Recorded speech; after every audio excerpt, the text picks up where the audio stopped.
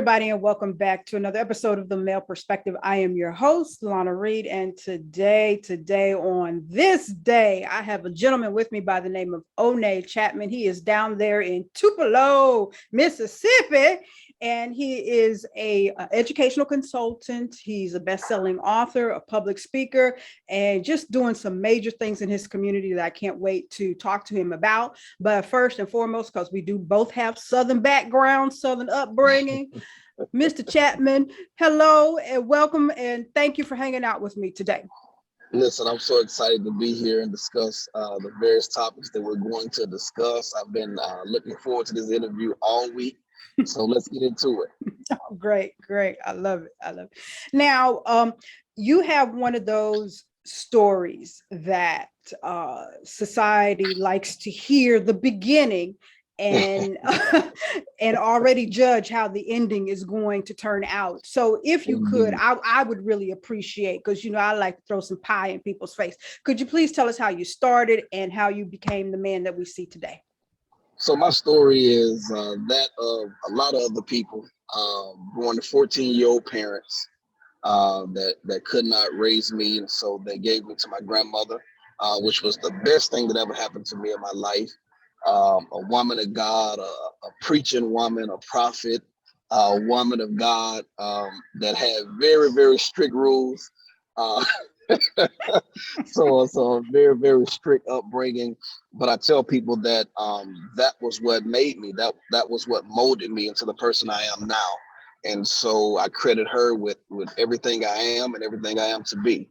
And so I'm just trying to give back to my community. The same community in which I grew up in, I'm trying to give back. And we're trying to take this thing worldwide and share this story that, hey, you don't have, just because you're born poor don't mean you have to dream poor, as Magic Johnson says. And that is the motto that I live by. And so we're just trying to bring positivity into the world and do all that we can. Awesome. And it's so important, I think, for especially young Black boys to see another brother in their community that made it, because it gives them hope and inspiration that they can too. Sometimes we don't have examples. Now, I want to ask you, because there's people out there in this world who don't really understand what an educational consultant does. So could you give us just a quick rundown on what it is that you do for kids, parents, school systems, and all of that stuff? Okay. So educational consultant is simply a person that solves a problem. And so that's the easiest way to break it down, is that a school has a problem, the educational consultant comes in to solve that problem. So for instance, your school has a bullying problem. So the principal will contact me, hey, Mr. Chatman, we got a bullying problem in my school. I see that you have lectures on bullying. I see that you have a book on bullying. How can we get you to come in and do small groups with our students? Or even they've even put every student they have in a gym. I've talked to both sides of the gym, 1,000 students at one time. So we're just trying to come up with various ways in which we can help that school district, those students, and even doing parental engagement workshops sometimes at night with the parents, so that we can inform the parents on what we're actually doing inside of the school with their students. And so educational consultant is just simply a person that solves a problem. Awesome. And so we're trying to solve as many problems as we can. And let me tell you, these schools have a various amount of problems. Oh, yes. I can assure you of that. And so there will always be work for educational consultant, because there are always problems within a school system, within a school district. And so we're trying to go in and solve as many problems as we can.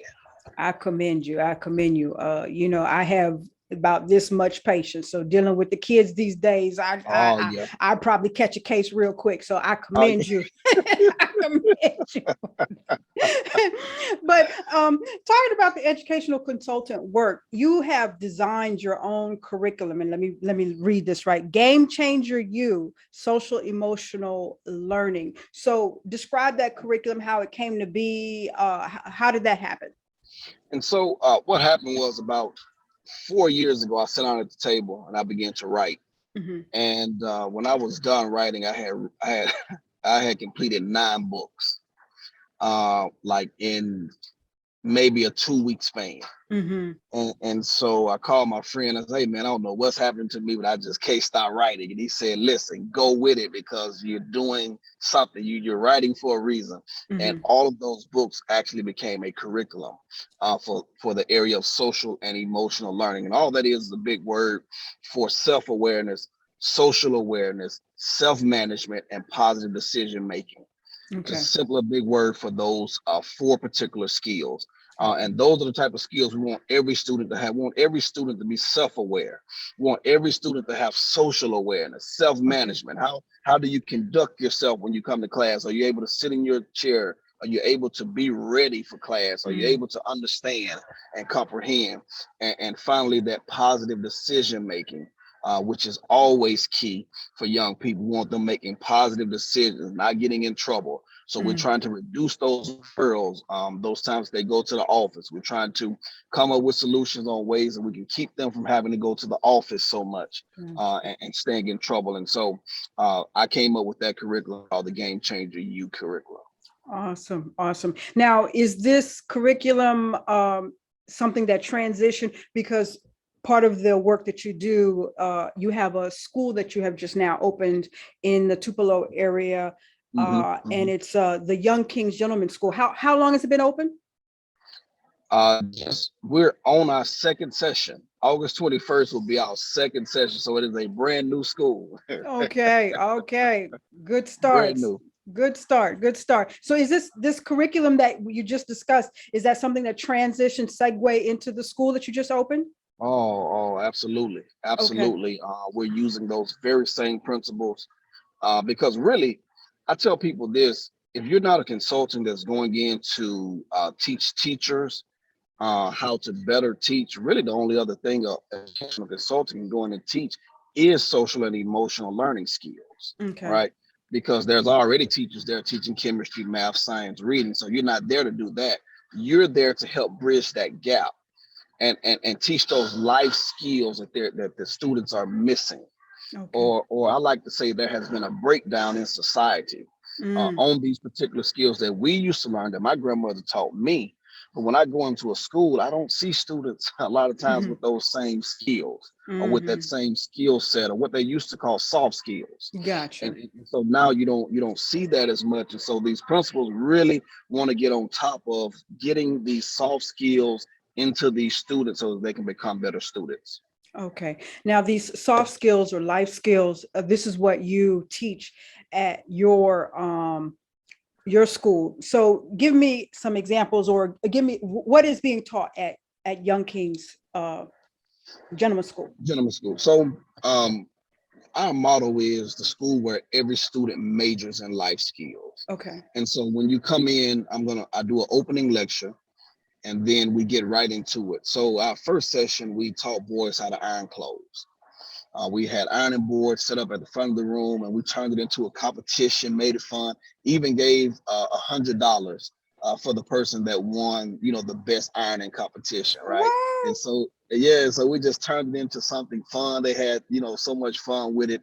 We teach them how to wash clothes, how to change a flat tire, how to start a business. I have a 9-year-old and a 10-year-old who are already full-time business young men, and we Awesome. gave each of them a $450 scholarship to Go. help push them in their business. And this was all from money given from people in the community, no corporate sponsors. These are people in the community that gave this particular money.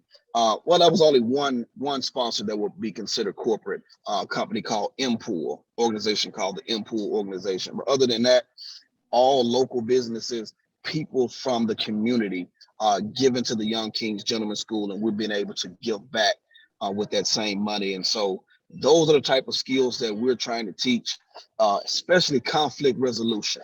We're trying Oh, to yeah. teach them conflict resolution, how to handle conflict, that every time you get into it with somebody, it should not lead to a fight, should True. not lead to you going and grab a gun, but we're trying to teach you how to talk these things through, how to be in a community with your fellow brother and sister, and just how to conduct yourself as a young person.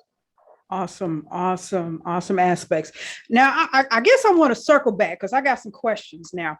Okay. So you said part of the curriculum is ironing and washing clothes and how to change a flat tire.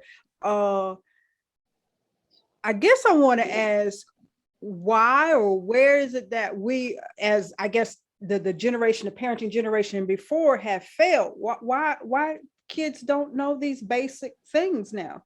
Oh man, they're spending too much time on other activities. Mm-hmm. I see this all the time. I'll talk to a student. I say, hey, they'll tell me they was up at 3 o'clock in the morning. I'm saying, hey, I mean, what are you doing up at 3 o'clock in the morning? You're 10.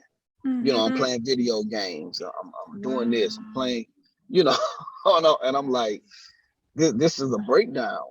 This Oh, is a breakdown. Like I couldn't stay up past 10 o'clock. that's My right. grandmother would have killed me being up past 10 o'clock, especially playing a video game. Yes, yes. And then I go into schools and I may have 40 students in a room and I say, who reads? Maybe one student will raise their hand. And I got to put this out there. It's usually the Caucasian student. The other 39 usually look like me, no hands go up. But if I say who wants to be in the NBA or who wants to go to the NFL, every hand Yes. goes up, right? And I'm trying to get them to see that you have to begin reading. You have to put in that time. If you want to be great, you have to put in that time. So there's definitely a breakdown in these skills. And I think that's why we're already seeing success in our school, Gotcha. from the outpouring of messages and love and support from the parents. They're saying this is so needed Yes. because nobody is teaching these skills. Nobody Mm-hmm. is bridging that gap, Mm-hmm. where the breakdown is actually happening at. And so we're so excited. I'm telling you, we're going to get this thing up to Oh, 500 yes. boys or more. And Awesome. so I'm looking to have the premier life skills training academy in Mississippi. Great, great. Now, how big was your first class? I had 30 boys in my first session. Awesome. I love it. I love it. Now, you also mentioned, because I want to make sure, because I think this is so vital. You teach conflict resolution to the boys while they're at school. Uh, it just seemed to be, I'm much older than you. I'm much older than you. Uh, but you were raised by your grandmother. And, Oh and yeah. so I know she taught you these lessons. It seems like kids today don't understand, like, we got to get along, everything don't have to escalate, but today's Mm-hmm. generation, Mm-hmm. you just look at me funny and now it's Mm-hmm. escalated. um why is everybody why are these kids so tense? Do you have any input on that? I mean, is it Well, something that we can do collectively as a community? I guess I want to ask. I'm going to say something a lot of people probably won't like, but a lot of this can be contributed to the music they listen to. Mhm. So you will have those that say, hey, we can't put everything on rap. And I don't believe we can, right? Mhm. I'm not that person that tries to put everything on rap. I love hip hop as much as the next person. But I think when you're listening all day Mm. to people talk about harming other people that look like them, Mhm. right? And then you get into it with a fellow student, the first thing you're thinking is not to pray, right? You're thinking about everything you've heard all day long. We gonna bust heads. We finna go get this gun. We gonna do Mm. this. We gonna do that. And I think that is a leading contributing factor to a lot of what we see. We have to counteract these negative stereotypes that are pumped into our students day in and day out. I tell people this: we are the only group of people that can turn on our radio station and for 24 hours a day hear our genocide. Yes. For 24 hours a day, no matter when you turn the radio on, you can hear your genocide. You hear people that look like you talking about killing people that look like you Yes. Yes. all day long. No other group, no other community would allow that to go on in their community. You won't hear a Jewish radio station that would allow that, a Chinese radio station, a Japanese Mhm. station. They're just not going to allow it. Mhm. But us is pumped into us all day long. And I think we will be disingenuous to think that this is not leading to the way we handle things. True, true. When you listen to music genres that are typically populated by other races, you don't hear the No. derogatory terms towards, No. or the killing of, a Mm-mm. violence within that particular race or whatever. So, and I think we need to be more mindful of that. But one of the things that a lot of us are struggling with, generation to generation, there's a lot of pushback. So a lot of times the younger generation, they don't want to hear Mm-hmm. correction or whatever from us. So we're struggling with Mm-hmm. that. But that's where you are the bridge to that. You're going to bring. And I want to segue because we're gonna talk forever. But let me go ahead because I want to get you out here. Your school, Young King's Gentleman School, it is a Saturday school. And as I was getting ready for today's show, I was reading through your Instagram and you made a post, and I didn't think that many people knew the history of Saturday school, especially for us in the Black community. So for those that don't know, could you explain what Saturday school is and how it's always been so important for us? Yes, man. Saturday school has always been important for us because it was always that way of bridging the gap. I Mm-hmm. keep going back to that because that is so important that we bridge the gaps. And so, what you had in the 50s and 60s were parents saying, "Hey, I don't like the skills that my students are getting, that my child is getting. So, what can we do on the weekend to help bridge that gap? What can we give them?" And they would get money from other people in the community to help fund the school. And so that's why the first thing I did was went out to my own community and said, "Hey, I got a school for boys. Mm-hmm. I need your support." I didn't try to cut any corners or be. Mm-hmm. I was very matter of factly about it. Okay. This school is for your boys to gain these skills that clearly we're not teaching them anymore. So I need your support. And so Saturday school has always been that model to help bridge that gap, in the critical life skills area. And you even see some very prominent ones still going on in like places like Philadelphia. Mm-hmm. That Saturday school model that Dr. Greg Carr and many others helped to start there in Philadelphia. And so that model is very critical, and I want to keep it on that. I want to keep that Saturday school model going. Awesome, awesome. So for our kids that complain, Mom, Dad, I go to school on Monday, Friday. Well, I got to get up and go to Saturday school. It's part of our history. It's part of our Oh yeah, legacy. So get your butt up and go to Saturday school. So, indeed, indeed, indeed. so your school that you have, are there any particular requirements or prerequisites for a young boy to come and enroll in your? So typically, I like to have 10 to 18. Okay. Now I do have about two 9-year-olds, but they're like, I mean, like I said, they're already doing businesses, right? So this is not your typical 9-year-old, right? And Mm-hmm. so I started at 10 because I want to have that age range in which they're able to come in and actually sit down. Mm-hmm. Because I can't try to teach skills and babysit at the same time. Yeah. Yeah. So I've done that before. They put me in a room one time and I had boys from 5 to 18. Whoa. Now, why you would do that to a speaker, I have no idea.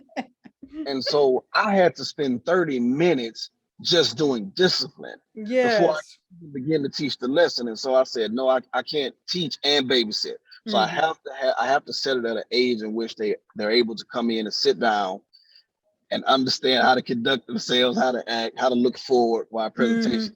going on. And so my ages are 10 to 18. We don't do pre-registration. We register you at the door. That Okay. I did that because I didn't want any excuses. I didn't want anybody saying, "Well, hey, I didn't register, so you're not going to show up." No, just come, Okay. just bring them. Go to the mall, go shop, go to the movies, go do whatever you do. We'll take it from there. Okay. Just bring them. That's our motto. Just bring them, and we'll take care. We'll take care of everything else. Awesome. And so that is our model for the school. Okay. Now, so for a student, a prospective student, or a parent, what is the expectation? Is it just like one Saturday all day, or is it a series of 4 Saturdays, or how does it work out? So we go from 10 a.m. to 4 p.m.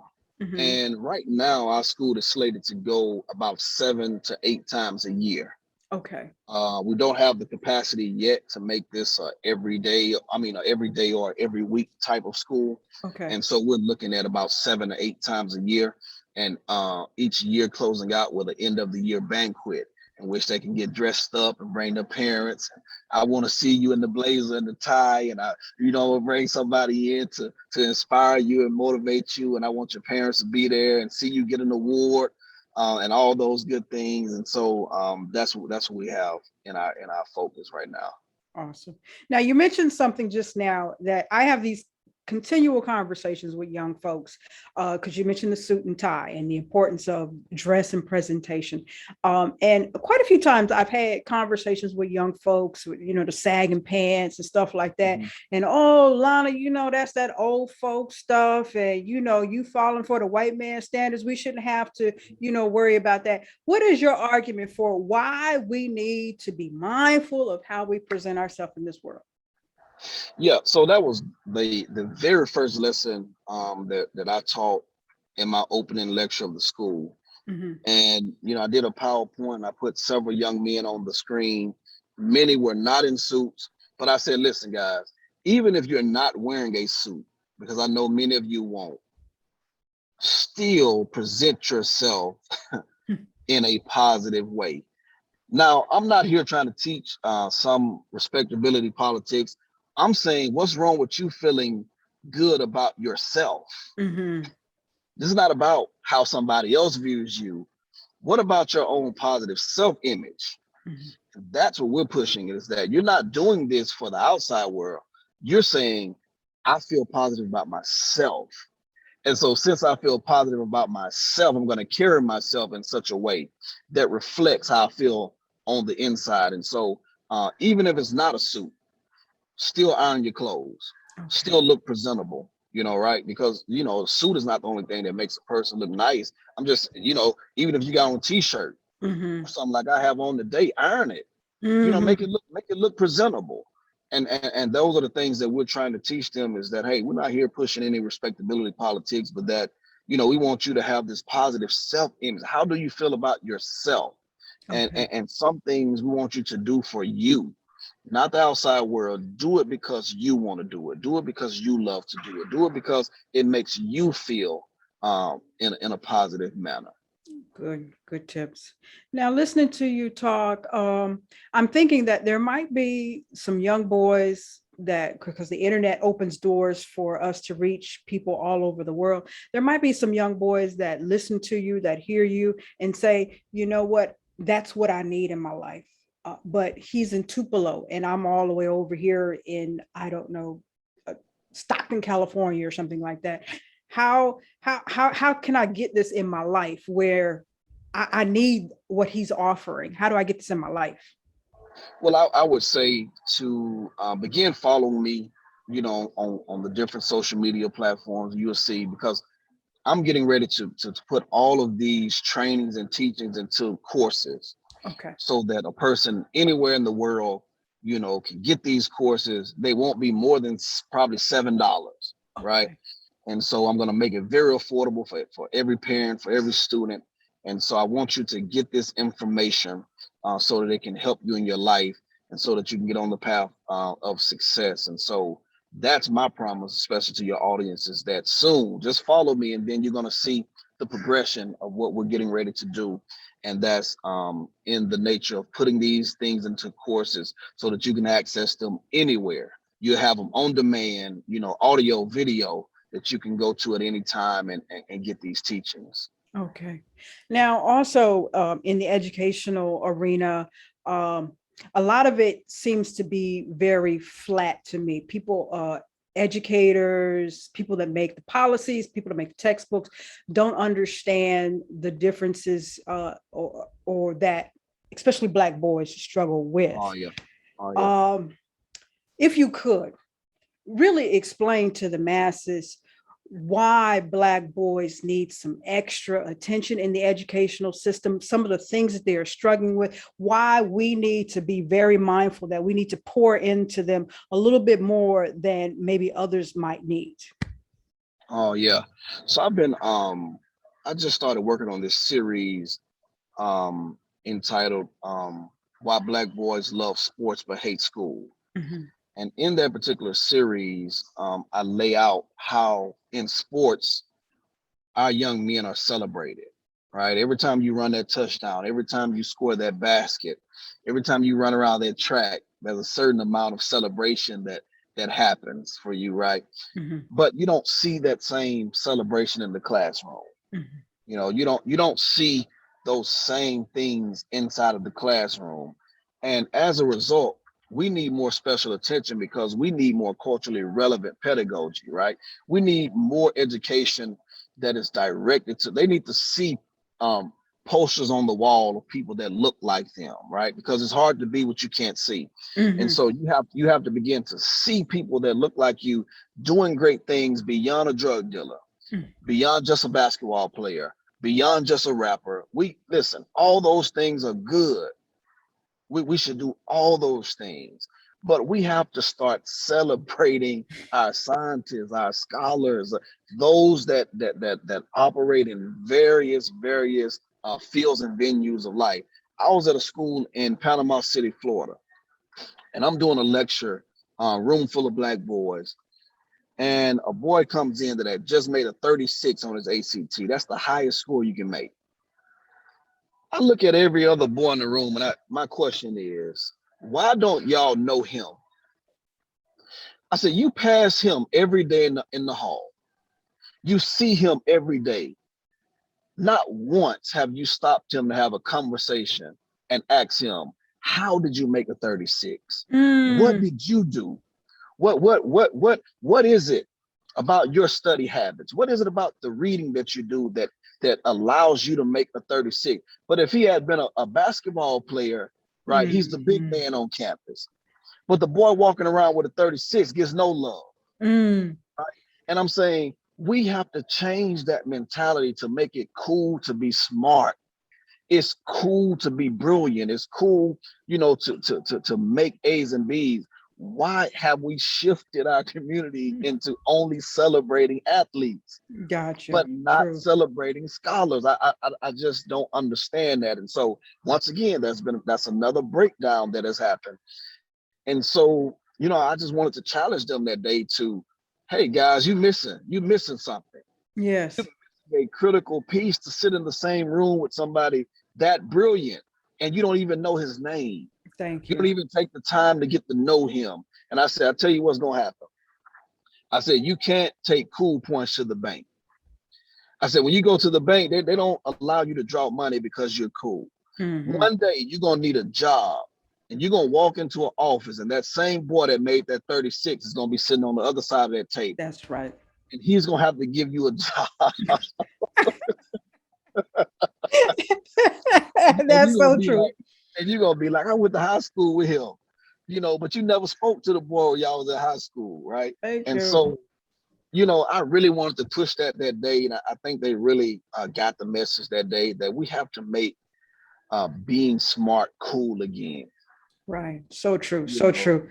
And I think if we start carrying around some poster of the numbers, like this is the amount of Black men that actually go professional, NBA, NFL. This is the amount of Black men that are actually rappers that are making a significant amount of money mhm, versus this is the amount of doctors, Black doctors, this is the amount of Black lawyers. And once you see mhm, it's more likely for me to do this than this, because everybody's not going to be a rapper. Everybody's not going to play professional ball. So come on, I mean, and then here's there's, here's what I here's what I tell them. I tell them this. I say everybody is going professional in something. Mhm. It just may not be sports. Right? So you're going to be a professional writer, a professional welder, a professional plumber, a professional mechanic, professional doctor, lawyer. You're going to be professional at something. Mhm. It just does not have to be sports. Mhm. And so once you get that in mind, then you'll begin to understand I have to put more time over here. The same way that I put time into running this football, I need to Mhm. read at night. I Mhm. can't stay up to 3 a.m. playing video games. Mhm. And so, but that comes with parenting. We can't listen at the end of the day, parents can never be off the hook for Mhm. their own child's education. It goes back, it starts at home. Okay. And then the teacher can just reinforce what's already being put in at home. Okay. And then as a consultant, I come in and reinforce what the teacher put in. And then that's how you create the village. Gotcha. Everybody comes in and reinforces what's already been given on the foundational level at home, but it has to start at home.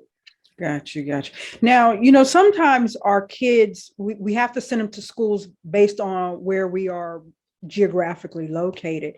And our schools are really doing a disservice. How does a parent push for, I need Mr. Chatman to come in and propel our students to a different level? I mean, because some of the school systems are really they're doing a crappy job.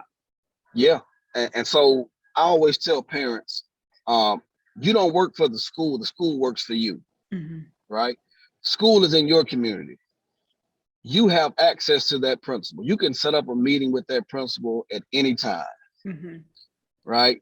You can go talk to that superintendent. That's what they're there for. They're not so high and mighty above you that you can't have a sit down with them. And so parents can get together and say, hey, we're going to use our collective power to go have this meeting and let them know this is what our students need. Okay. Right.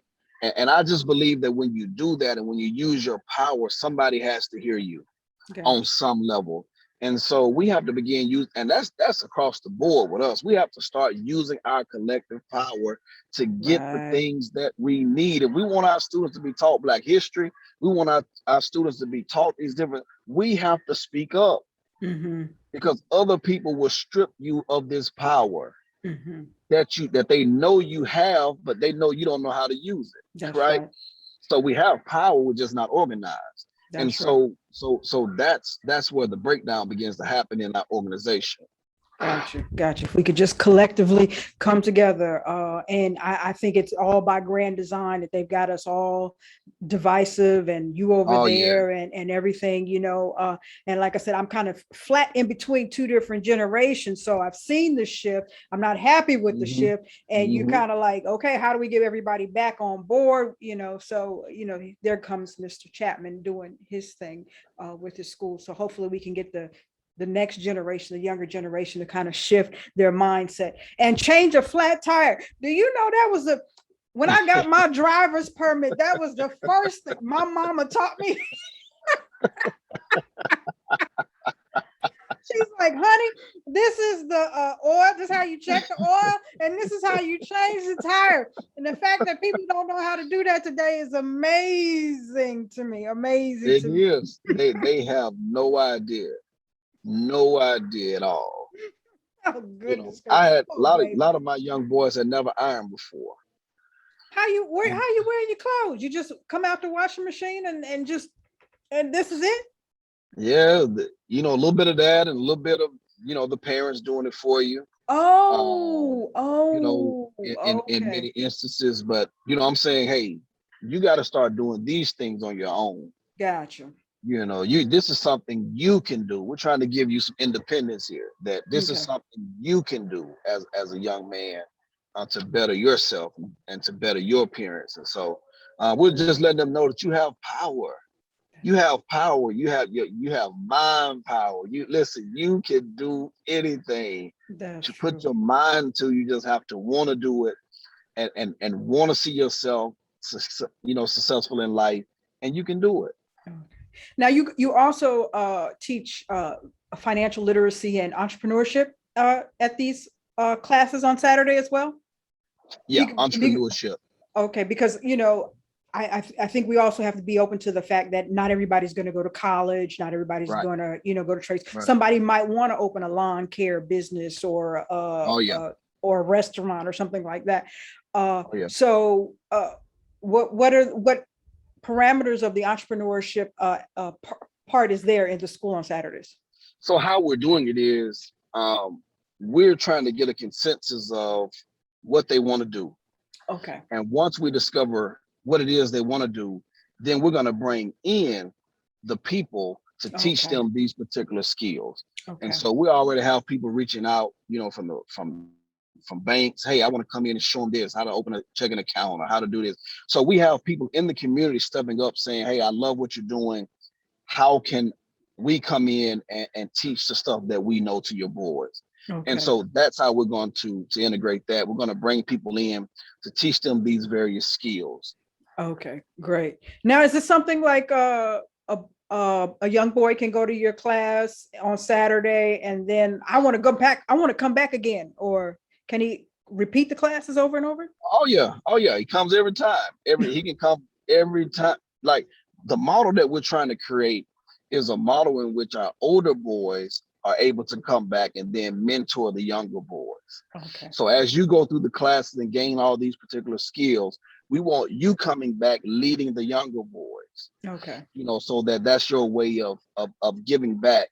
And we're trying to create a model that we can box up and drop into any community in the world. great, great. That's You that's know, what we're doing, trying to create a workable model. you know, African tradition has rites of passage for young boys, and we've fallen away from that, and it seems like this is something that you are kind of reinventing and bringing back to our communities that is so needed. So I'm so I'm so excited and so glad that you're out there doing it. We need it worldwide, but we're gonna start small and it's gonna grow. That's it. So it's Start gonna small, grow. let it It's grow. gonna grow.